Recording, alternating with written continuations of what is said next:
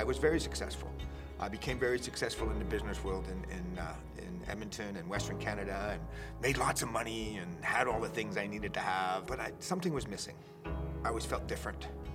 I never felt accepted. I didn't know who I was supposed to be. That led me into the world of actually drugs and alcohol. And that demon took control of my life. So after many years of doing drugs and alcohol, it made me lose everything, my family, my career, my home. I finally one morning decided, made a plan, and I was gonna end my life. So the night before, of course, I partied, celebrated the hopeless life that I'd created for myself. And I woke up the next morning after telling a few people the night before, I guess, of my plan. I picked up a weapon and I put it to my head and I pulled the trigger, and nothing happened. So I thought, this can't be right, so I pulled the trigger again, and what the heck? You know, I couldn't even get that right, or I was just bound for a life of misery. But you know, as I put that weapon down on a table, I seen a phone number sitting there, and it was from a friend that knew I was hurting. So I make the phone call, and I phone my angel, and I say, okay, I need help. Please help me. So she sent me a bus ticket, and she lived in Cranbrook BC. And I always say there's magic in the air here, because when I got off that bus, something came over me. And it said, and I swear to God, I do swear to you that it was God talking to me, saying, Don, this is your last chance. Believe in me, trust me, there is hope.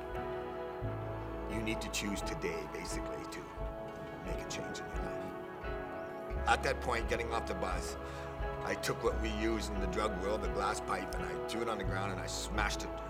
And I smashed it with every piece of energy I had in my body, saying goodbye to it. I met a gentleman, and I'm going to say his name, Michael Ward, who is a proud member of Connect Church today, and still does what he did to me that day. Is he came up to me and he said, you know, I know a place for you, Don. I know someplace you need to go.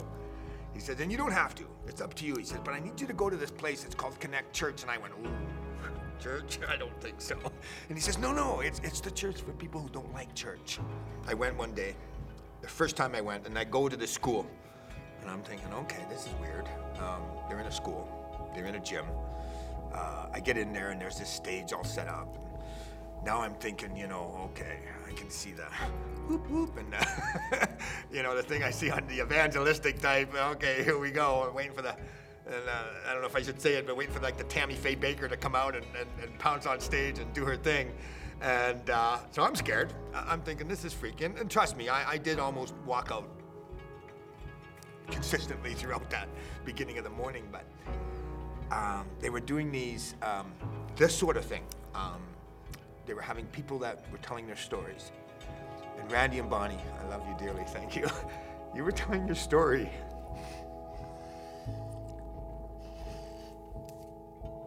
And it went right into me.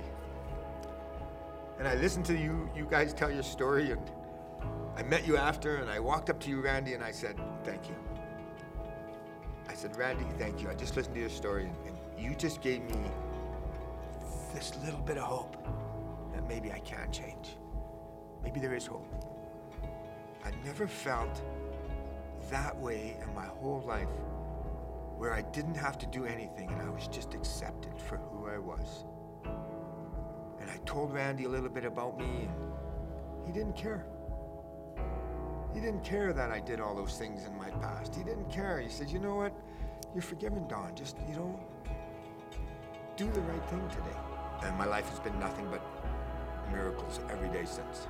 I have good days, I have bad days, but I can get through them today.